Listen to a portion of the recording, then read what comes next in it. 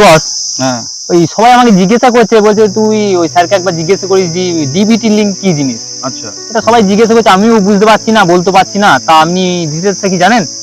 হ্যাঁ, DBT linkage হচ্ছে DBT, ওর full form হচ্ছে ডাইরেক্ট বেনিফিট ট্রান্সফার।